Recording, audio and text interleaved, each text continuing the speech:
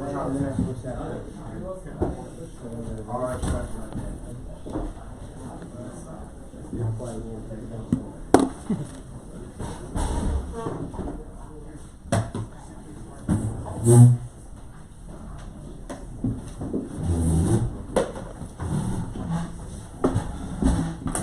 invention of glasses was invented in the 13th century. Not much changed since then, besides for how it's held from your nose going to behind the ears. But everything, the way it works, and all the shalos involved have been the same for the past quite a while.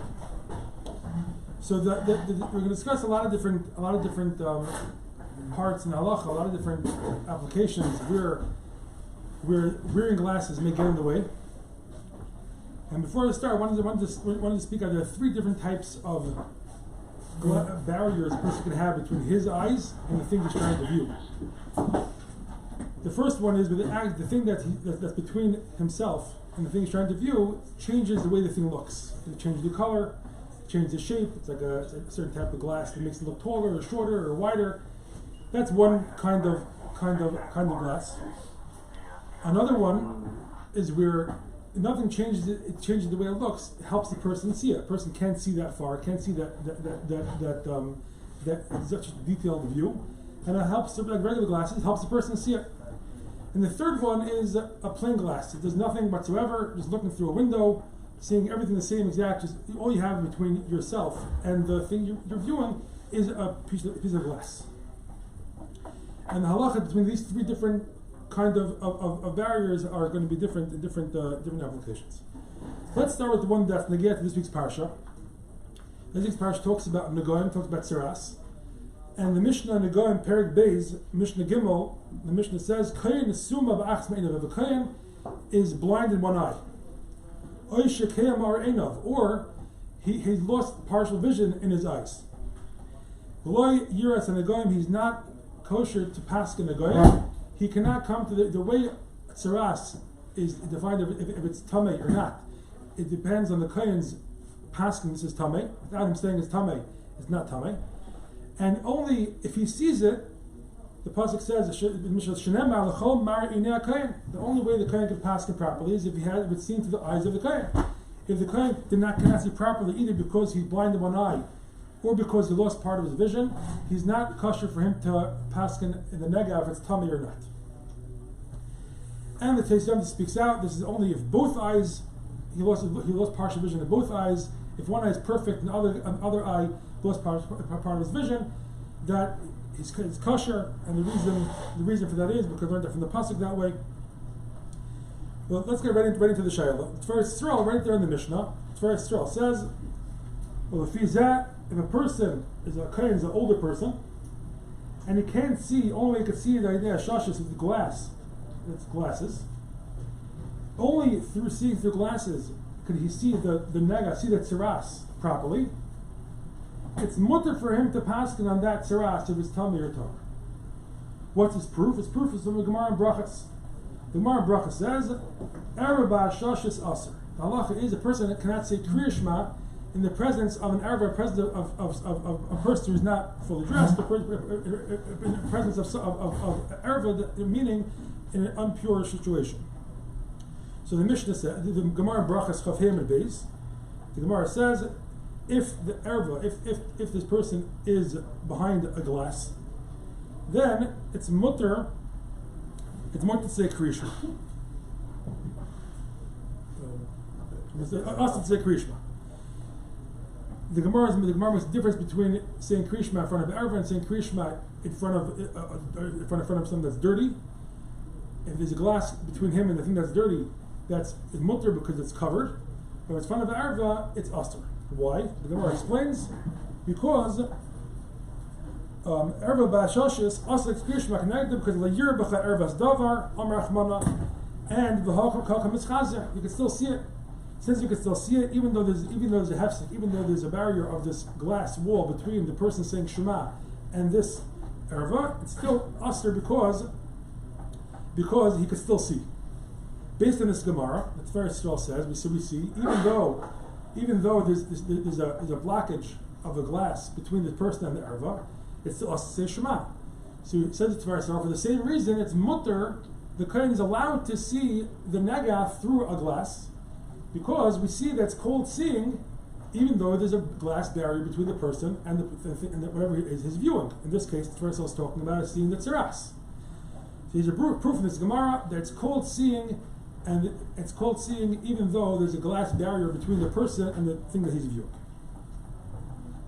Based on this Gemara also, the Chuvas Halachas Tanis says, first of all, brings him down.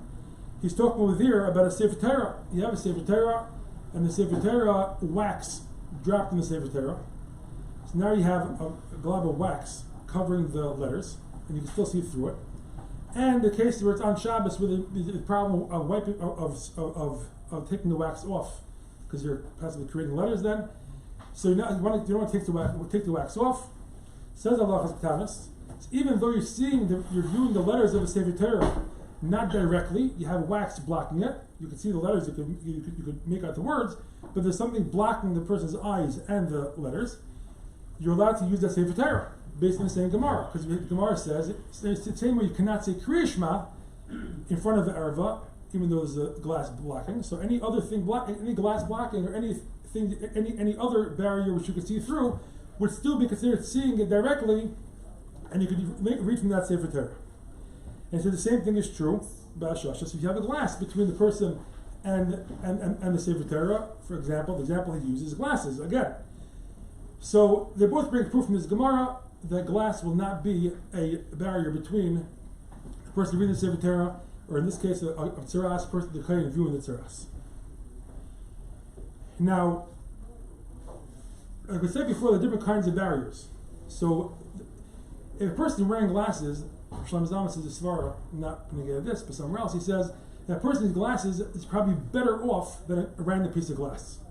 Because the glass is here to service the person's vision, making it better, so it becomes part of his body. It becomes less of a barrier.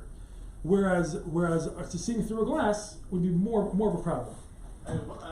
I'm sorry, what's the problem? The Chatzitza problem is that they can't, what's the Having of the problem? The Having the problem is either, there's two stuff that say, there's two stuff that say, Pick one, trust, I don't know. I'll say the same, I say two things. I think it's the same thing, but apparently there's a difference. Either there's a chatzitza, like you said, something between the person has to have direct contact between the object and the eyes, and there's something separating them. Or there's another tzad that the person speak about, the fact the person is not seeing the object, he's seeing the glass. Now the glass, you could see through the glass to the object behind it, but all he's viewing is the glass itself. To me it sounds the same, but if you can hear a difference, then you can hear a difference. Yeah, I like the second one better. Those certain things Chatzitza is a problem. Other things, if you can see it clearly, Chatzitza is a problem. So if you can see that got clear, or even better, why? It has to be seen to the eyes. So something.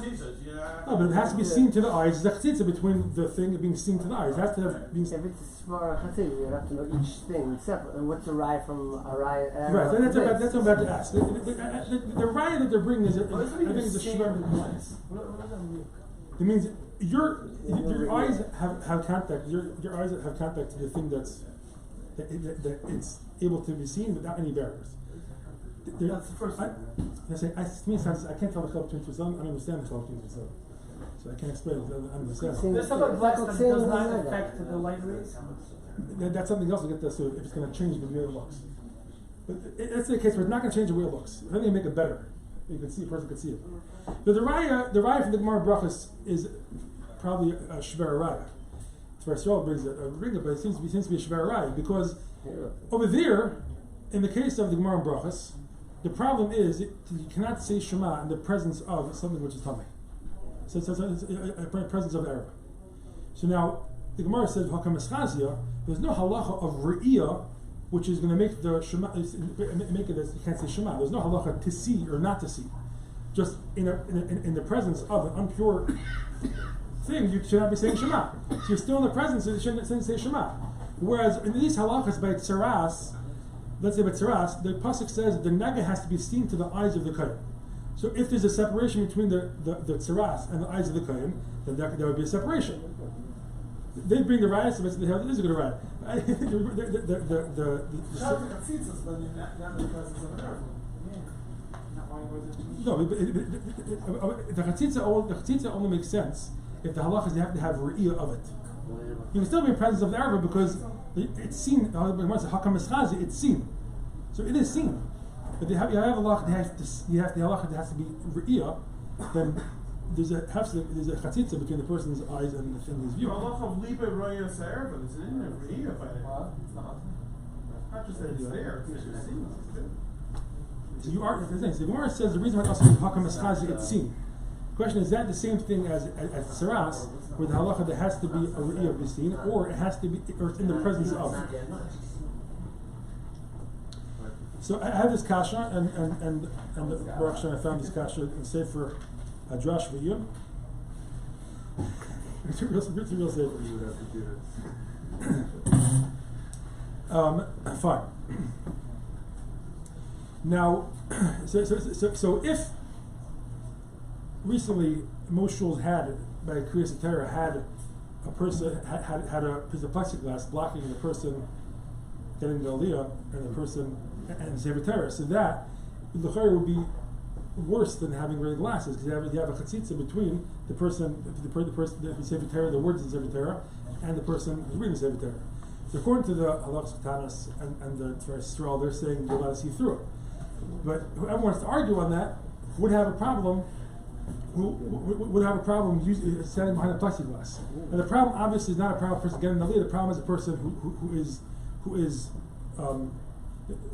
reading the Sefer Torah, because even a blind person getting the aliyah. Okay.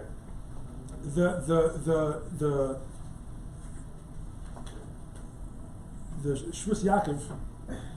But it's not called reading the Sefer Torah. It's not called being carried. Yeah.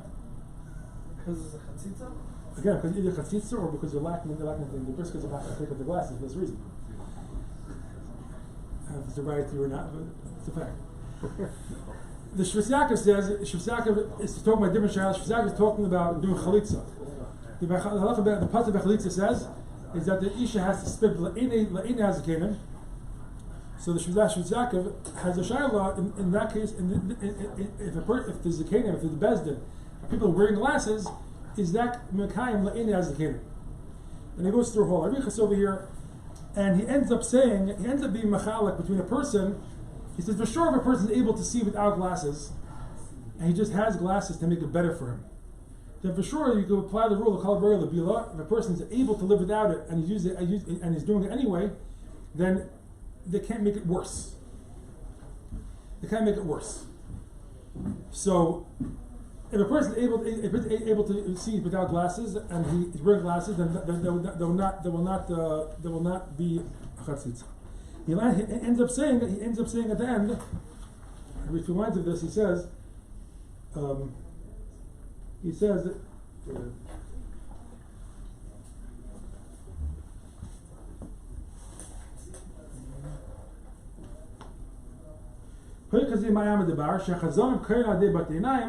the chazanim, I'm assuming means balakira, read with glasses, and the shayla of chalitza, he says most meir hayra are in the bezdin wear glasses, and he sticks to a sentence over there that the places that the young dayanim take over the old dayanim, not happy with them, so he likes old dayanim better, who they have glasses.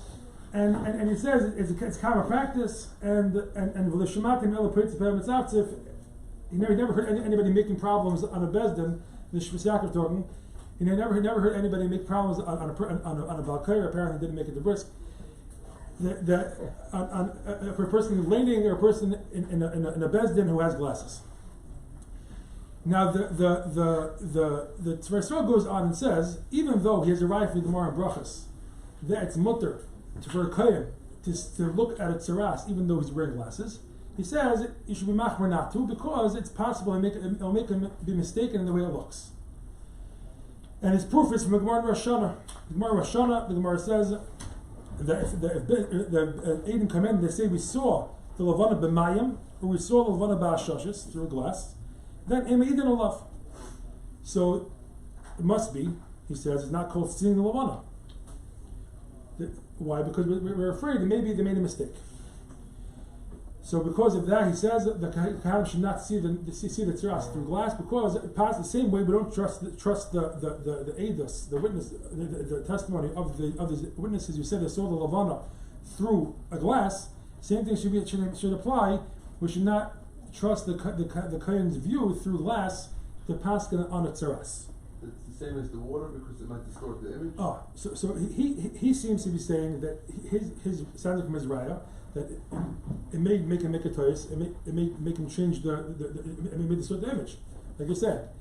Now the kasha Shvus Yaakov earlier in that same shtickle asked the kasha on the tveres. So what kind of raya is that? He says the reason why we're there, you can't trust his aid, you can't use his aidim is that the first halacha. Rashi says in the first halacha, when they said we saw the Lavan, we saw the moon through the water, Rashi says, what does that mean? Rashi explains he saw the mus of the Lavan, a reflection in the water.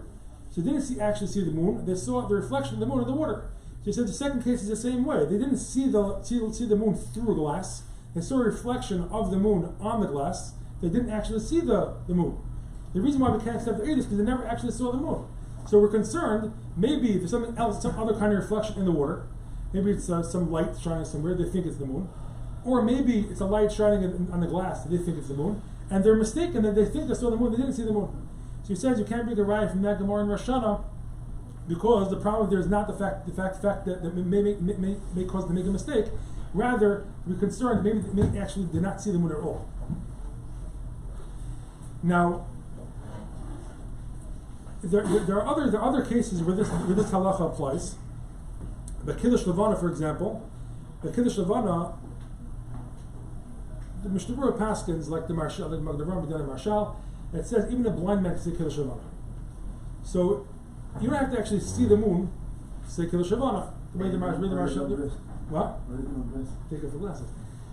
The says the Shulchan Chaim Nah, he says take it for glasses. For Kiddush Levana, he comes on the mice and you can be samech on others who are not wearing glasses. I'm not really sure what that means, but he seems to be going. His hanacha should be that you take our glasses off for Kiddush Levana. Now, so assume a blind man could say Kiddush Levana. The way the Marshal says it is the bracha is similar to Yitzhar V'Recheshech, where you don't have to actually see the moon. You're just making a bracha on the Kiddush Levana, and you don't have to actually see the moon. Nevertheless, in the Sharatzin he writes, when the Shulchan Aruch says he's supposed to leave, he's supposed to go out from Tachas Hagah, he's supposed to go outside to see the moon. The Sharatzin says if you have a window which is blocking, it's better to open the window. He said if you're able to open the window so you have a direct view of the moon. Here we're not talking about possibly making a mistake. We're not coming down like witnesses come and say we saw a new moon. It's actually making a bracha on seeing the Levana. He says it's better to open the window if possible. He says if it's possible, open the window because outside the window there's a bad smell there. We can't make a bracha there.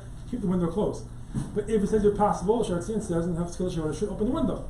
So even though no one in this room seems so pleased with this whole discussion because it seems very far fetched, but Mishmar does paskin by Kiddush Levana that you should open the window to see the moon directly. There's one other case where the Mishmar does say to be machmer is by Havdalah. Havdalah make a bracha ber me'ereish. So the halacha over there is that according to Rashi at least, the eish, the fire which you're making a bracha on, should be open, should be a revealed fire. Rashi argues, but Rashi says if you have any sort of glass barrier, you have since a lantern around it, so you should not make a bracha on that. Now the Rashi asked the kasha and Rashi is that from the Gemara Brachas. The Gemara Brachas says now let's say Krishma, if there's an arva there, even though there's a glass blocking, so we see it's cold seeing. So why here ask the Rashba and Rashi, why would there be a problem of seeing the eish, seeing the fire through glass? What's the difference between Krishma and making a bracha on Ber Eish? So I don't know the Rashba answer, but the Bir Halacha, he says at Teretz Rashi, he says that the problem of the eish has to be gully. The original eish that was in the world was eish which is gully, which was revealed. So you have to accomplish that to have a revealed fire, not one that's blocking. So he says you can't bring proof from that's not a problem of re'iyah. The problem is the kind of fire that it is. It's not a problem. There's a chatzitza between the eyes and the fire. The problem is the fire has to be a revealed kind of fire to make a bracha on that fire for Havdalah. So even though most places seem to be saying that Kriyas Torah is not a problem with glasses, and Kiddush Levana is not a problem with glasses, but Mishmar does say when it comes to Kiddush Levana by window, you should open the window, and when it comes to Havdalah, also, even though there's no problem with wearing glasses, the fire should be revealed. Fire should not be in any sort of lantern whatsoever.